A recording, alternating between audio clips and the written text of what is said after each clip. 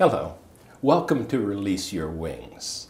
I'm Dan Bagley, and once again, I'm interviewing Shireen Chada. Hello, Hi, Dan. Shireen. Good to see you again. Good to see you too. So, here's the question, mainly for you folks watching, and that is, if there were a practice that would promote your emotional, your physical, your mental, even your spiritual well-being, what if it also boosted your self-esteem, your confidence, your resilience, your longevity, even your health?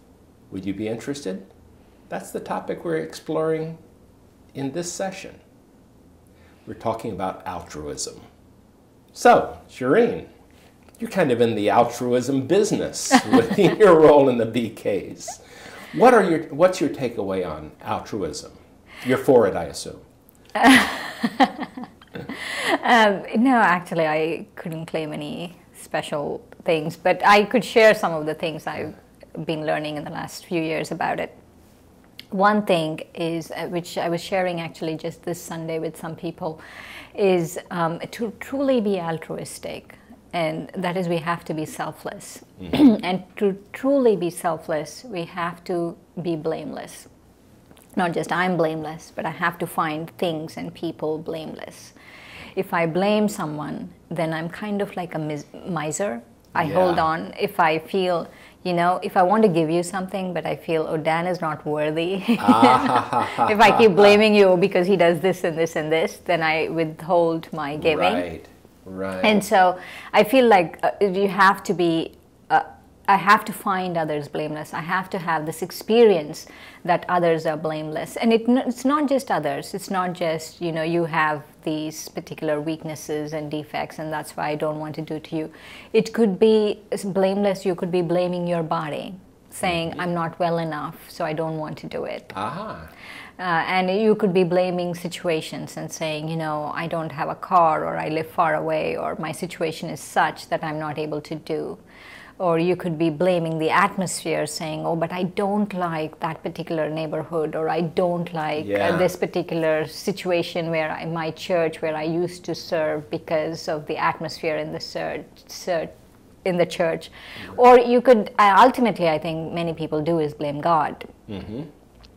He did this and he gave me this sorrow, and why did God have to do this, and why does God have to do that? And so there's a lot of that blame stuff going on in our own heads. So I'm hearing a parallel between judgment and love is in our belief that you can't really love someone unconditionally and judge them simultaneously. Yeah, and in this case, what I'm saying is you can't really give. You can't be altruistic until and unless you really are completely in an experience of blamelessness. So if you are blameless, then that means you're not giving in order to get something or to assuage your conscience. You are doing it just for the sheer joy of being helpful, being of service. Yes, because sometimes, actually many times, we do service and we want something back. We have desires. It could be as subtle as appreciation or respect, but we want something back. And I feel that blocks us from truly being altruistic.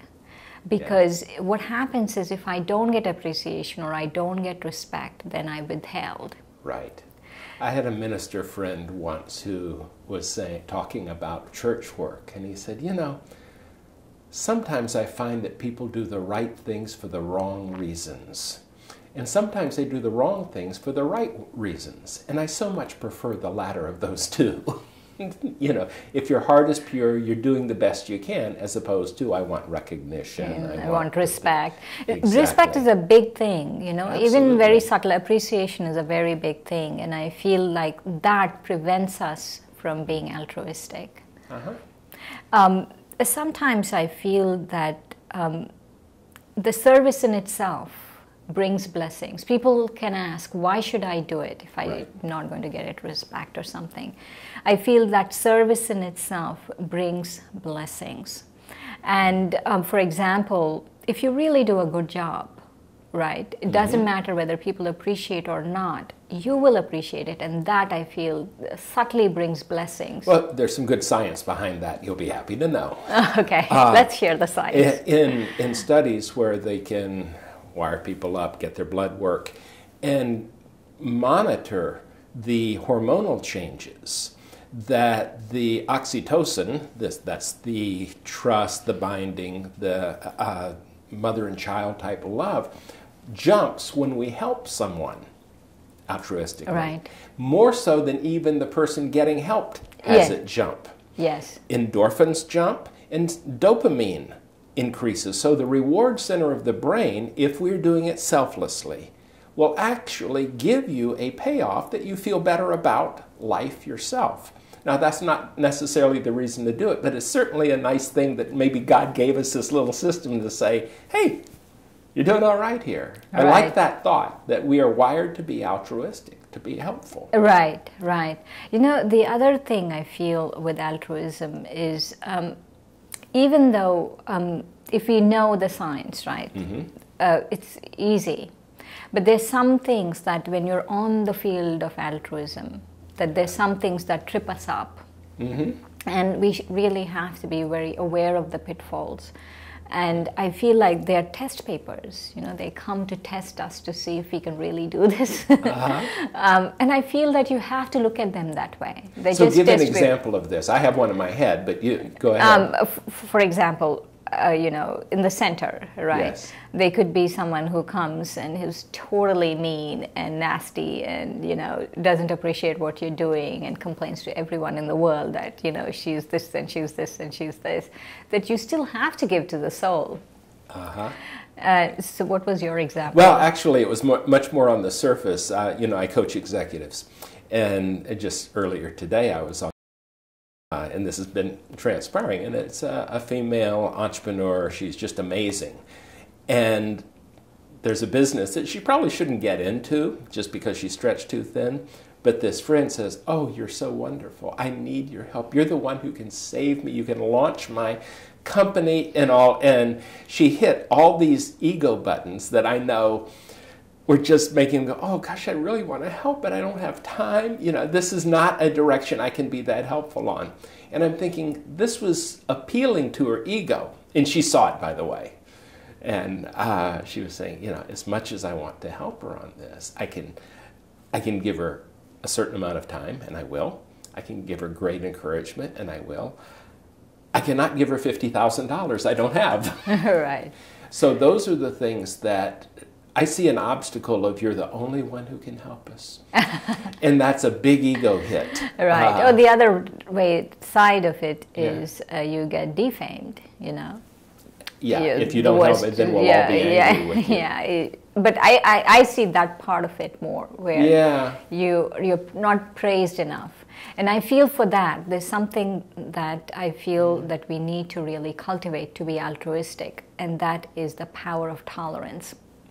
And when I'm talking about tolerance here, I'm not talking about, oh, let's tolerate racial differences. Not that kind of a tolerance. But a tolerance is where I'm equal in praise and defamation. Right. I am equal in victory and defeat. I'm equal in success and failure. And internally to yourself. Yes. There is no difference. I am not viewing one better than the other. And if I'm able to stay in that state, then I am able to really be altruistic. I agree. Because if I am getting praised by the people I'm serving, and tomorrow there will be someone who's not going to praise you, who's not going to appreciate what you're doing. And when that person comes along, and if I'm taking support from this praise, definitely I will stop doing it because the defamation will have affected me that way. Right. So total equanimity is really no attachment and no aversion to the various pieces. Yeah. Right. And so that's one thing that's very important is, and the other thing is not to be attracted to things. I was talking to you before we started this, that it's a very high destination, especially spiritually, spiritual altruism, or if you really want to give someone, uplift someone spiritually, it's a very high destination, because if you get attracted to things, then also you get kind of sidetracked. Yeah.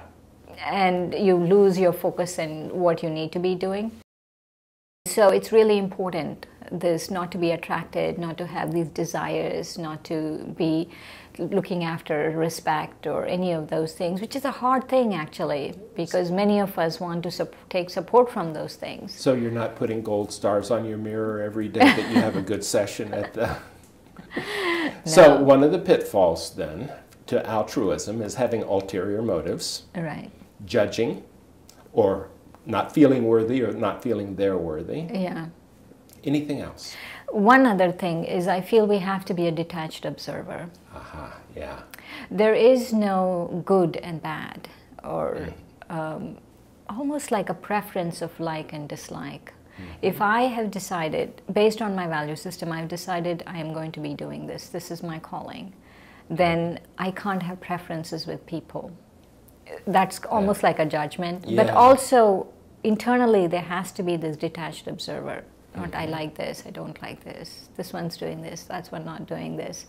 What is this one doing, what is that one doing? All of those things, I feel, are that detached observer, where I'm just very equal in the way I look at things. Let me take the feedback question, though.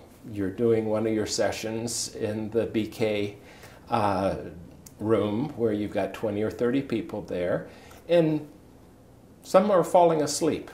They're really not getting it, maybe even snoring. How does that affect you? Not that it ever happens.